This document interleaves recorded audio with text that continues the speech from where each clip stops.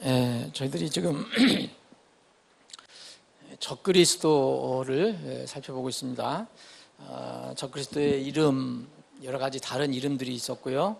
또 적그리스도가 과연 어디에서 이렇게 어떤 배경에서 나올 것인가, 이건 뭐 확정적으로 우리가 알 수가 없지만 그런 것을 살펴봤고, 또 특히 이제 다니엘 대언자가 다니엘이라는 아주 놀라운 그 대언서를 통해서 묘사한 적그리스도의 성질, 적그리스도가 어떤 성격을 가지고 있는가, 그것을 우리가 지난주에 살펴봤고요. 오늘은 그 마지막 부분, 적그리스도에서 마지막 부분 우리 살펴보고, 이제 적그리스도가 이제 통치가 끝나면 이 통치를 종식시키는 사건이 이제 예수 그리스도의 재림 사건입니다. 그래서 그리스도의 재림에 관해 살펴봅니다. 여러분들 가지고 계신 자료 56페이지에 적그리스도의 통치. 자, 그럼 우리가 지금 2017년 오늘 7월 16일이죠. 7월 16일에 살고 있는데, 정말 앞으로 일어날 마지막 인류 역사에 최고의 카리스마가 있는 어떤 세상에서 얘기하는, 세상에서는 위대한 인물이 이제 등장하기를 기다리고 있습니다. 그래서 인류의 역사, 이제까지 오랜 인류의 역사 중에서 수많은 인물들이 이렇게 나타났다가 또 사라지고 했지만, 정말 인류 역사의 마지막 부분에서 나타날 아주 걸출한 인물이 바로 이게 적그리스도입니다. 성경의 예언대로 한다면, 과연 이 인물이 누가 될 것인가. 그래서 세상은 지금 사실 이 인물을 기다리고 있는 겁니다. 그래서 이 인물이 나타나면 온 세계에 스포트라이트를 받게 될 것입니다. 그래서 우리는 그 인물을 지금 기다리며 살고 있는데, 언제 나타날 것이냐. 지난주에 이렇게 살펴봤지만, 적그리스도라고 하는 The Antichrist가 있고요. 한 인물이 있어요. 그리고 그의 성격을 닮은 유사한 그런 어떤 행동을 하는 그런 인물들이 많이 역사상으로 있을 것이다. 그건 초세기서부터 있다고 그랬어요. 예수 그리스도를 대적하고 예수 그리스도가 육체로 오신 것, 곧 하나님이 말씀이 이제 육신 가운데 오신 것, 성육신 된 것을 부정하는, 그때 초세기에는 이것이 적그리스도였어요. 이런 적그리스도 인물들이 이렇게 쭉 나타날 것이다. 그래서 요한 사도는 적그리스도들이 지금 나타났다, 세상에 들어왔다. 그래서 이럴 때는 이제 복수입니다. 다수. 지금 우리 사는 동안에도 적그리스도의 성격을 가지고 있는 인물들이 분명히 있을 거예요. 근데 그 인물이 성경에서 얘기하는 마지막 때에 바로 그 유일한 그 적그리스도, 그것은 아닐 수도 있고 길 수도 있지만, 이제 그렇기 때문에 세상에 그런 많은 그 성경 해석가들, 예언가들, 또 요새는 그 하나님도 잘 믿지 않는 사람들이 종말에 관심이 많아서 이렇게 뭐 음모론자들이 많아요. 호사가들이. 그런 거를 통해서 돈 버는 사람도 있고, 뭐 하여튼 이런 그 사람들이 이렇게 얘기하는 그 적그리스도가 있어요. 적그리스도리. 여러분 그 많이 들어보시겠지만, 지금 역사상으로 초세기서부터 적그리스도가 누구냐 얘기했을 때, 그 종교개혁 때 로마 카톨릭을 이렇게 비판하고 이렇게 나온 것이 이제 개신교인데, 이 종교 개혁자들은 다 그때 당시 누가 적그리스도냐? 그건 바로 그때의 로마의 그 교황이었다라고 다 얘기했어요.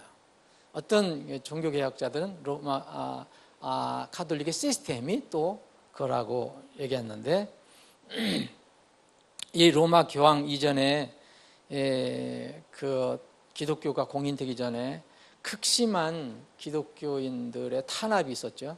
많은 기독교인들이 죽고 짐승의 밥이 되고 화영장에서 이렇게 재로 변하고 하는 이런 일들이 있었는데, 그 중에 특별히 아주 악하게 사악하게 탄압을 했던 네로 황제, 이런 사람이 적그리스도라고 당시에는 얘기를 했었어요. 근데 세월이 지나니까 그런 성격을 가진 인물이었지만, 바로 성경에서 얘기하는 그 마지막 때 예수님께서 이렇게 멸망시키고 예수님 재림하시는 그런 인물은 아니었어요.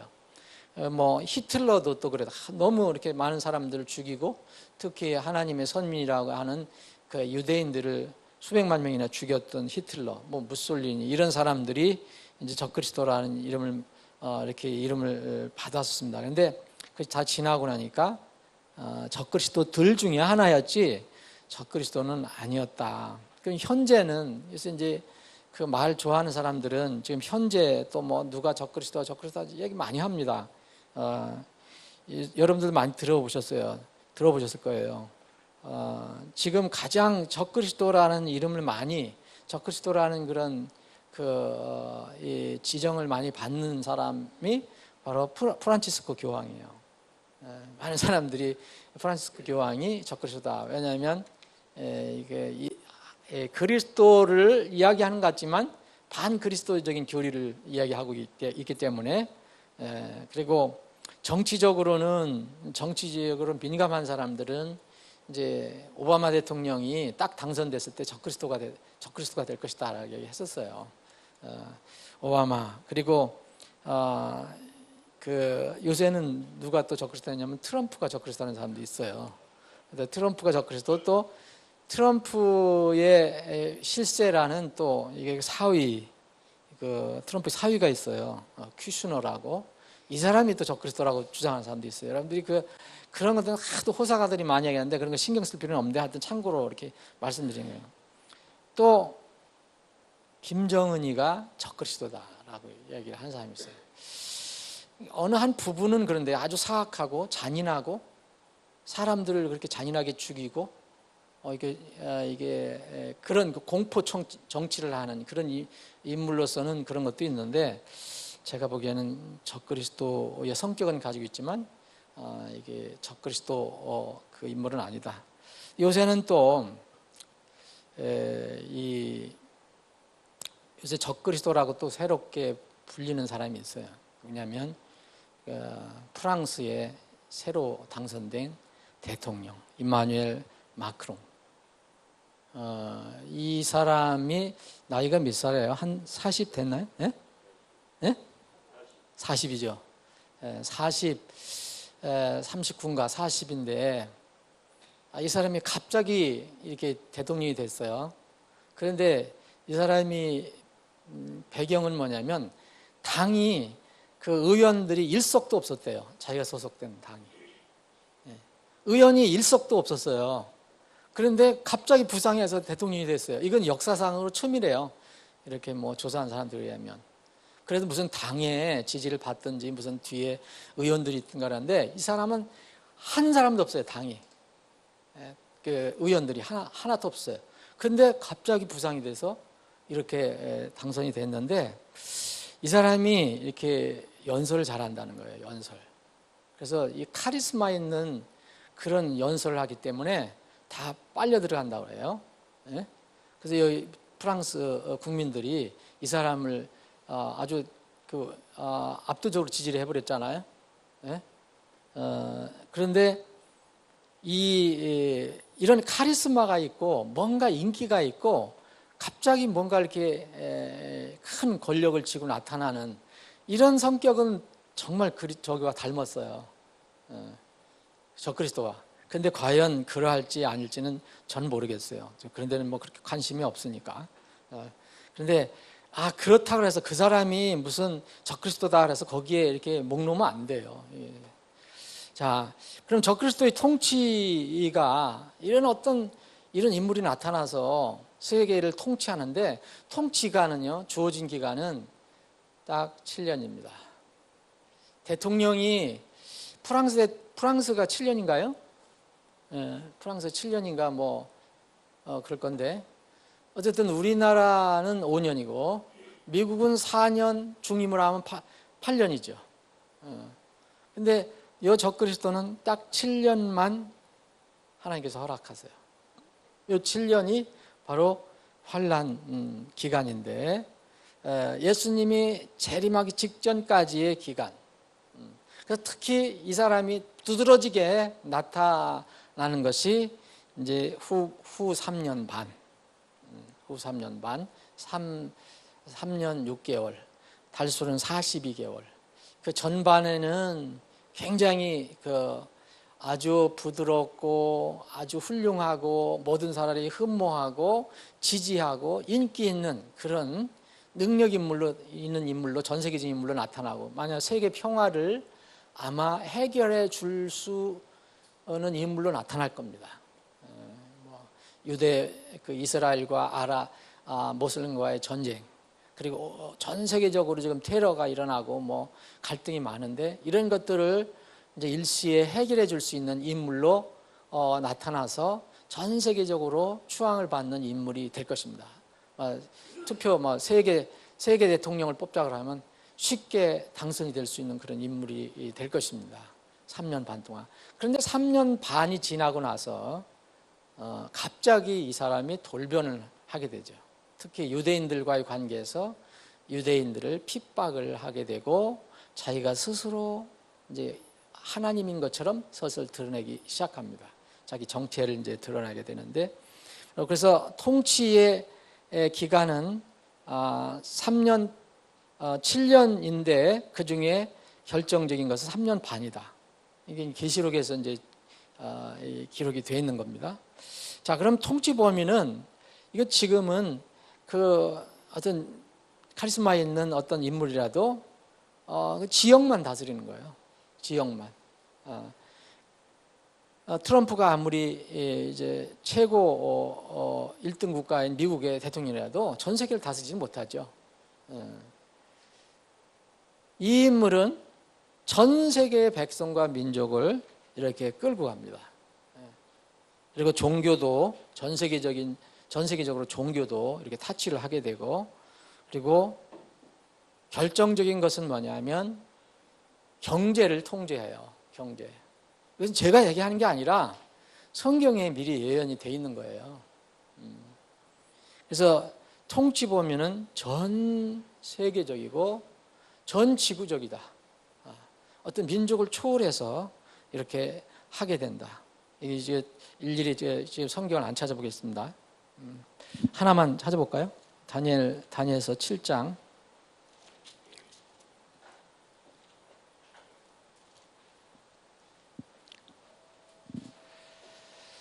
다니엘서 7장 23절 보면, 그가 이같이 이르되 넷째 짐승은 곧 땅 위에서 넷째 왕국이 될 터인데, 이 왕국은 모든 왕국과 달라서 온 땅을 삼키고 짓밟아 산산조각 낼 것이요. 이 마지막으로 나타나는 이 짐승, 이 적그리스도가 전 세계적으로 이렇게 손을 댈 것이다. 그리고 계시록 13장 7절도, 이번 계시록 13장은 그 예언에 관해서 굉장히 중요한 그런 내용들을 많이 담고 있어요. 계시록 13장 7절 보면, 또 그가 성도들과 전쟁에 그들을 이기는 것을 받고 모든 족속과 언어와 민족들을 다스리는 권능을 받으매, 전 세계적인, 전 지구적인 그런 통치를 하게 될 것이다. 그럼 이 사람이 어떤 인물인데, 성경에서는 짐승으로 표현을 했는데, 이 사람은 사람이지만 어떤 영적인 그런 어떤 존재처럼 어떤 능력을 받게 되는데, 이 능력을 다 어디서 받느냐? 용으로부터 받는다는 거죠. 용은 마귀죠. 사탄입니다.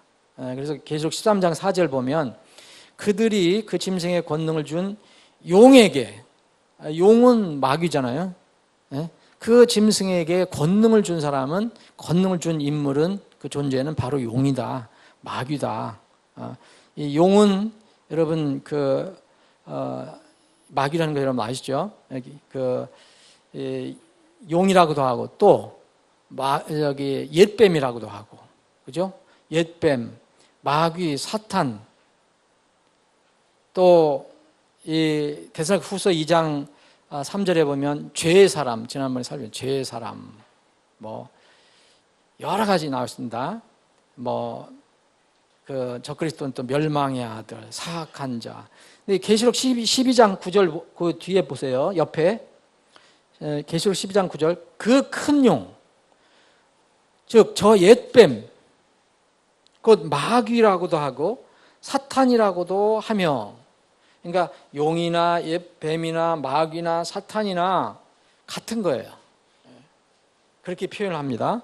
그리고 이 존재가 하는 것은 가장 큰 하는 일이 뭐냐면 속이는 거다. 그래서 온 세상을 속이는 자라고 얘기합니다. 온 세상을 속인다. 제가 누누이 말씀드렸죠. 마지막 때 가장 중요한 것은 속지 않는 것이다. 그래서 속지 않으려면은 말씀 위에는 없다. 절대 말씀 위에는 없다. 아무리 기가 막히게 설교를 잘하고 뭐 설득을 잘하는 그런 사람들이라도 이 성경 말씀이 아니면 여러분 절대 불려야 됩니다. 거짓 대언자들이, 거짓 선지자들이 너무 많기 때문에, 그래서 그 속이는 자, 이 사람들을 속이는 일을 제일 중요하게 여기는 그런 일들을 하는 그 존재입니다. 이 존재는 이제 모든 원천이 그 힘이 사탄으로부터 나옵니다. 사탄. 데살로니가후서 2장 9절에 나왔고. 근데 이 인물이 갑작스럽게 서서히 어떤 이 사람이 인기가 있어서 뭐 이제 어떤 사람이 대통령이 되면 뭐 처음에 뭐 이렇게 사람들 사이에 이름이 나오고 뭐 조금 더 인기가 올라가고 지명도가 올라가고 뭐 해서 나중에 되는 경우가 많은데 이 사람은 어느 정도 갑작스럽게 이렇게 부상을 해요. 갑작스럽게. 자, 계시록 13장 거기 보면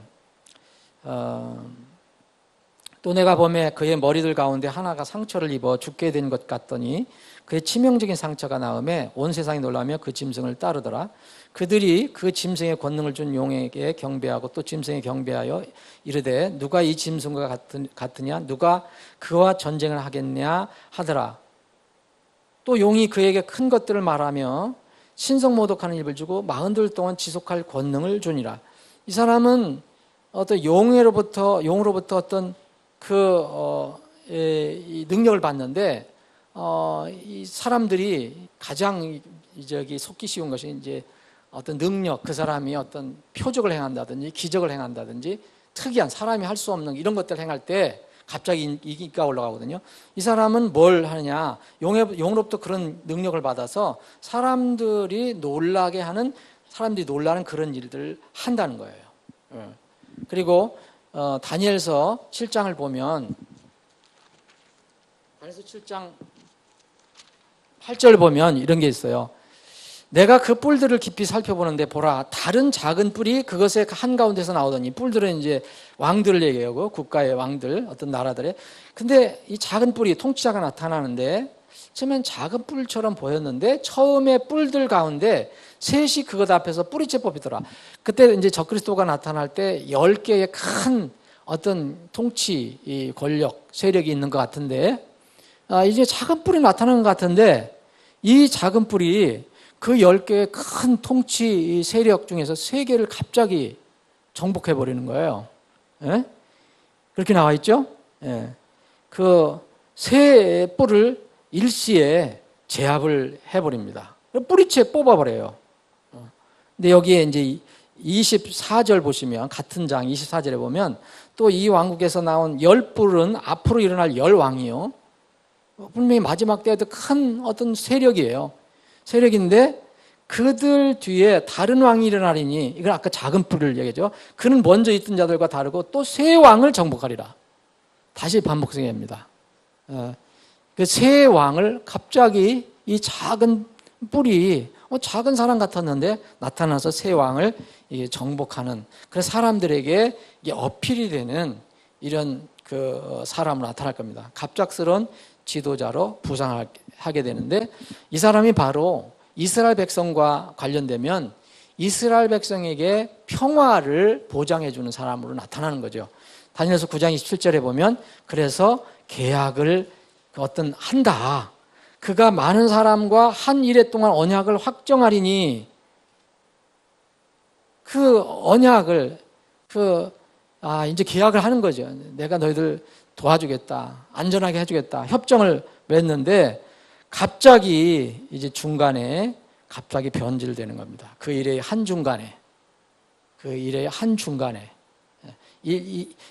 7년 동안 계약을 맺었는데 그 일의 한중간에 갑자기 이 사람이 돌변해서 이스라엘의 그런 어떤 그 성전 제사든지 뭐 이런 하나님께 경배하는 섬기는 이런 것들을 갑자기 폐기를 해버리는 거예요. 그리고 자기가 왕이라고 자기가 하나님처럼 등장할 인물이다. 우리가 세세한 것은 잘 몰라요. 그러나 성경에서 예언한 건 대략 이런 것이라는 것은 성경을 통해서 알 수가 있습니다. 자, 이 존재는 어떻게 통치하느냐? 초창기에는 표적과 사람들을 속이는 걸로 무력 사용하지 않습니다. 처음에는. 그래서 큰 이적들, 여기 이 존재가 하는 것들 보면 큰 이적들로 사람들을 속인다. 이적들이라는 건 아주 사람들이 생각할 수 없는 원더, 아주 놀라운 일들이고, 기적들은 그냥 정말 자연을 거스리는, 자연 원리를 거스리는 미러클이에요. 이런 것들을 용이 그렇게 할 수 있는 능력을 주어서, 마귀가 할 수 있는 능력을 그걸 하게 한단 말입니다. 이거 결국 속이는 거거든요. 사람들이 열광하지만. 그래서 이런 것을 통치수단으로 써요.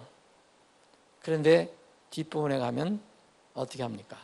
이제는 정체가 드러나서 사람들을 폭력으로 죽이는 일을 하게 됩니다.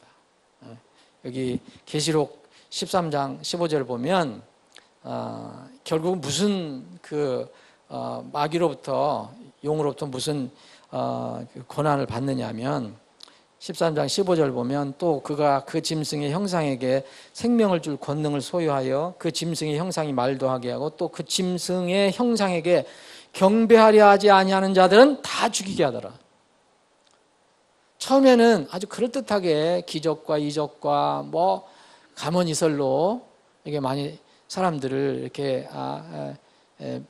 마음을 이렇게 잡아가지고 뺏어가지고 평화를 얘기하지만 결국은 마지막에는 이제 본질이 드러나서 정체가 드러나서 이런 것으로 공포의 수단으로 사람들을 통치하기 시작합니다. 여기서 나온 것이 바로 그 뒷부분에 나와 있는 경제 시스템을 완전히 잡는 거예요. 경제 시스템을. 여러분 지금 우리 평안하게 살지만 당장 오늘 저녁부터 여러분들 마트에 가서 무엇을 사지 못한다. 마트가 문을 닫고 있다. 그러면은 여러분 어떻게 할 겁니까? 당장 살기 어렵습니다. 근데 성경은 이걸 예언해 놓고 있어요. 그래서 이 인물이 바로 세계 경제를 틀어줄 것이라는 거예요. 이 부분에 대해서는 이제 이번 주나 다음 주에 어디 얘기할 수 있는 기회가 있는지 모르겠는데 지금 얼마나 가까웠는지 몰라요. 정말로. 나는 날짜는 몰라요. 모르는데 자 여기 보세요. 16절 그가 모든 자 곧 작은 자나 큰 자나 부유한 자나 뭐예요? 이 부유한 자는 돈 많은 사람도 소용없어요. 여러분들 은행의 통장에 수십억을 가지고 있어도 여러분 식량을 통제하면 그게 뭐예요? 종이 쪽밖에 안 돼요. 차라리 시골에서 농촌에서 산속에서 숨어서 농사 짓고 곡식 가지고 있는 사람이 훨씬 낫죠. 그럴 때는. 자, 부자 이렇게 큰 자나 부유한 자, 큰 자는 권력을 가진 자를 얘기하겠죠.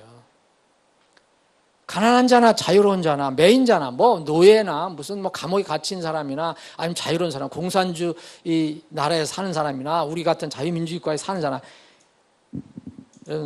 이제 마지막 때 그의 각자 사람들의 오른손 안에 그리고 이마 안에 표를 받게 하고 그 표가 없는 사람들은 짐승의 이름이나 표나 그 이름에 숫자가 없는 사람들은 어떻게 합니까? 사거나 팔지를 못해요. 사거나 팔지 못해요. 자, 그 표나 그 짐승의 이름이나 그의 이름의 숫자를 가진 자 외에는 아무도 사거나 팔지 못하게 하더라. 그러면 그래서 거래를 하려면, 먹고 살려면 뭘 해야 됩니까? 이게 짐승의 표를 받아야 된다는 거예요. 이게 시스템이 그렇게 적그리스도가 전 세계적으로 통치를 하고 자기가 움켜쥐고 있는 상태에서는 이렇게 될 수 있다는 거죠. 여러분 거기에 계시면 이제 여러분들이 있다면 순교죠. 순교 안 하고 어떻게 하늘에 갈 수 있겠어요? 여러분 짐승의 표를 받는 사람들은요, 여기 보세요. 14장 보면 14장 9절, 셋째 천사가 그들을 뒤따르며 큰 음성으로 이르되 만일 어떤 사람이 그 짐승과 그의 형상에 경배하고 자기 이마 안에나 그 손 안에 그의 표를 받으면 어떻게 된다 그랬어요, 여러분? 하나님의 진노의 포도주, 그분의 경로의 잔에 섞인 것이 없이 부은 포도즙을 마시리라. 그가 거룩한 천사들과 그 어린 양 앞에서 불과 여왕으로 고통을 받으리니 그들의 고통의 연기가 영원 무트로 올라가리로다. 짐승과 그의 형상에 경배한 자들과 그의 이름의 표를 받는 자는 누구든지 밤이나 낮이나 안식을 얻지 못하리라. 영원히 고통받는 장소로 간다는 거예요. 자신 있습니까? 이게 성경 말씀이에요. 13장 끝부분에 이렇게 얘기하고 14장에 얘기를 하고 있어요. 자, 이 표를 받는 사람은 자유롭게 그리스도가 통치할 때는 자유롭게 먹고 살 수 있어요.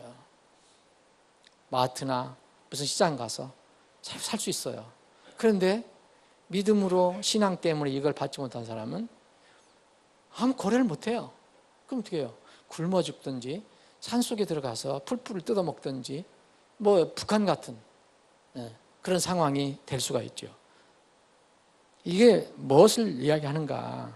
지금 이렇게 이걸 구체적으로 지금 말씀드릴 건 아닌데, 이제 적그리스도의 마지막 수단은요, 세계 경제를 틀어주는 겁니다. 그럼 거기에서 결정적인 것, 식량을 통제하는 거예요. 사람이 가장 기본적인 것은 아무리 문화를 즐기고 예술을 즐겨도 먹을 것 없으면 아무가 아닌 거예요, 여러분. 예? 여러분 배불러야지, 배가 뭔가 먹어야지 예술도 하고 음악도 하고 무슨 문학도 하는 거지. 당장 굶어 죽는데 무슨 예술을 하고 문학을 합니까? 가장 기본적인 거예요, 이게. 그래서 예수님께서 그걸 말씀하신 거예요.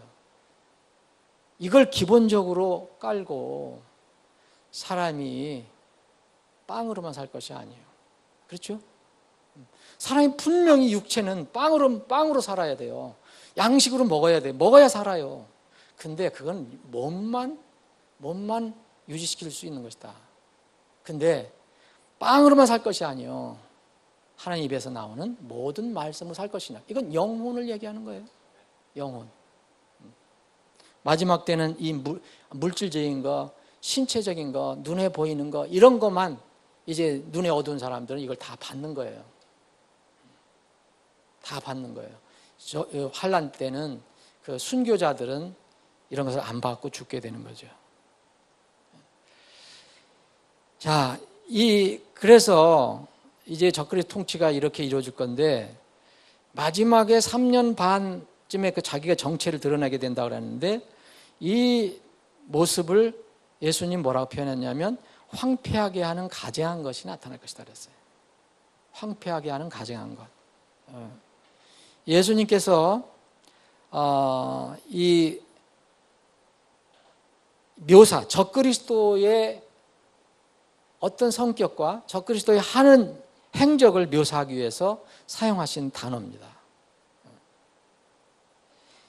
대언자 다니엘이 이미 다니엘서에서 얘기한 거예요. 그거를 예수님께서는 인용을 했습니다.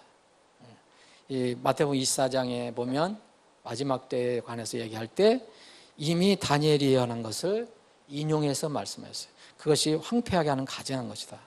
특히 이스라엘 백성들에게는 3년 반 지나면 황폐한 것이 밀려오게 되는 거죠.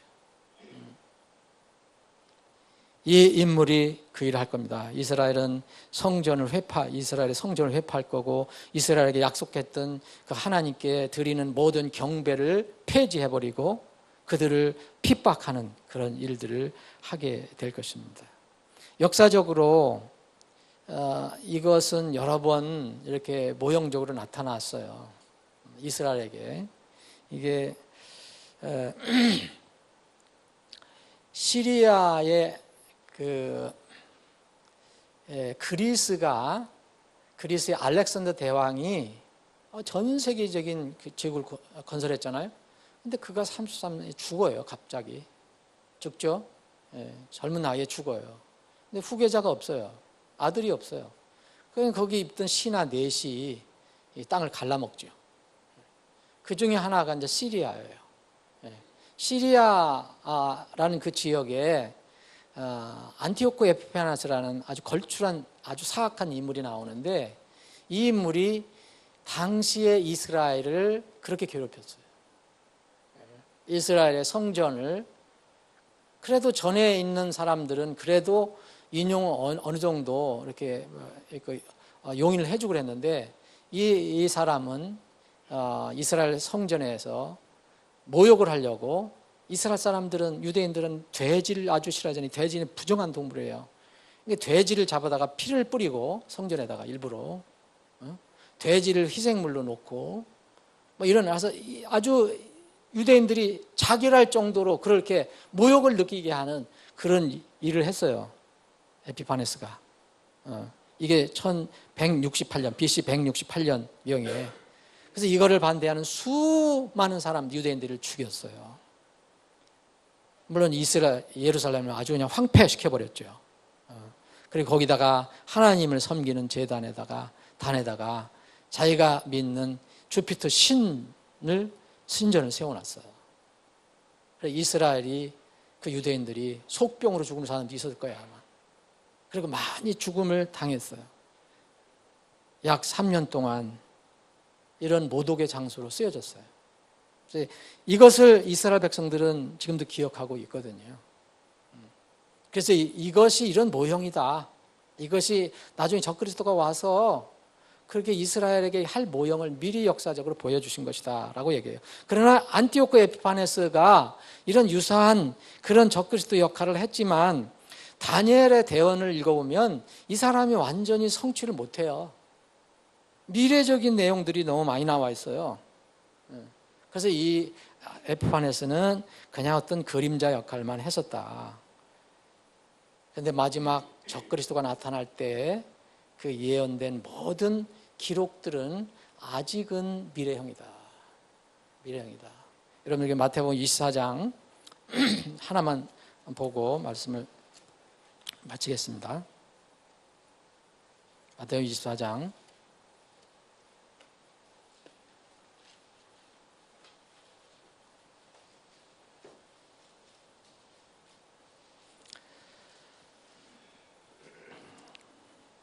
15절입니다. 그런즉 대언자 다니엘을 통해 말씀하신 바 황폐하게 하는 가정한 것이 거룩한 곳에 선 것을 너희가 보거든 누구든지 읽은 자는 깨달을지어다. 이것은 아마 1차적으로는 유대인들에게 해당되는 거예요. 그러니까 유대인들이 이것을 알죠. 유대인들은.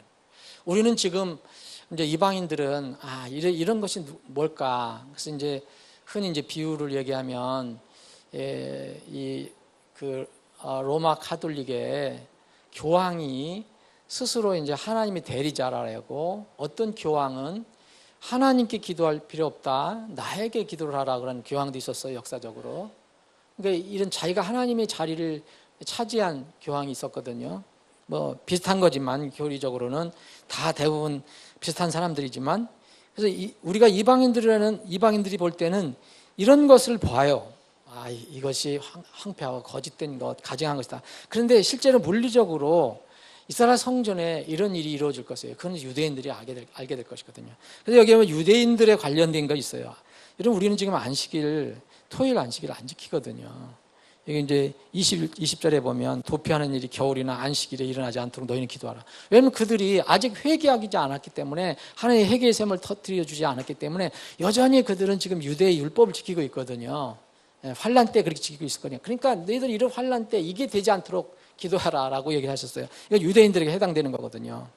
그리고 나서 다 하고 나서 이제 29절 보면 그날이 환란 뒤에 즉시 해가 어두워지며 달이 자기 빛을 내지 아니하고 별들이 하늘에서 떨어지며 하늘들의 권능들이 흔들리라. 그때 사람의 아들의 표적이 하늘에서 나타나고 그때 땅의 모든 지파가 애곡하며 사람의 아들이 권능과 큰 영광을 가지고 하늘의 구름들 가운데서 오는 것을 보리라. 이 안티오쿠스 에피파네스가 이스라엘 백성에게 유대에게 그런 적그리스도 역할을 아주 진한 적그리스도 역할을 했지만 여전히 실제로 이 성경에서 예언된 그 적그리스도는 아니었다. 왜냐하면 이런 예언이 맞물려 있기 때문에 이거는 미래형이잖아요, 여러분.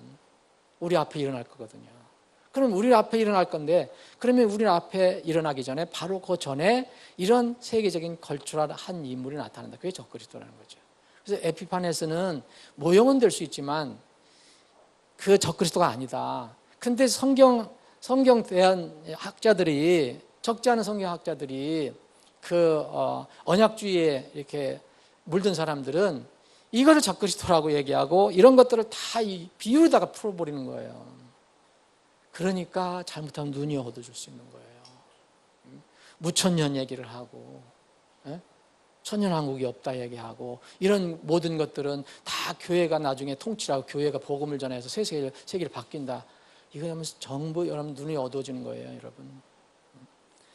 자, 하늘에서 예수님이 오시기 직전의 일들, 그것들은 예수님이 오심으로써 연결이 되는 거죠.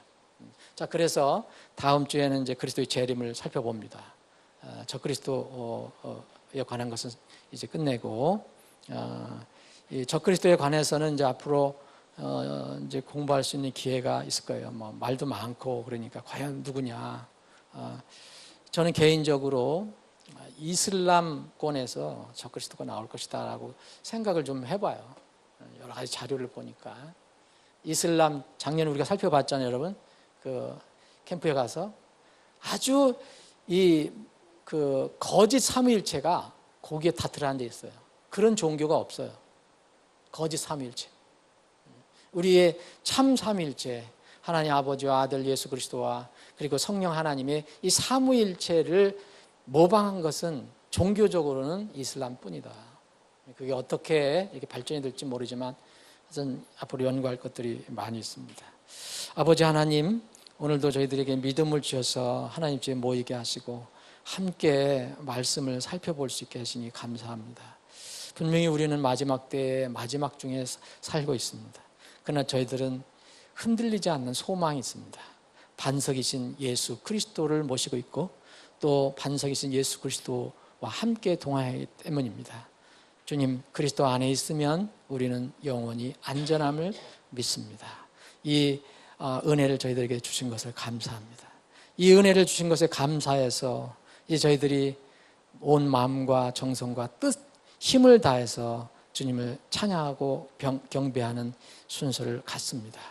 모든 예배의 순서를 주님 주장하시고 이 예배의 순서를 통해서 주님 영광 받아 주옵시고 우리는 주님께서 예배하신 그 하늘의 은혜를 풍성히 누리는 하루가 되게 해 주옵소서. 거룩하신 예수님의 이름으로 기도합니다. 아멘.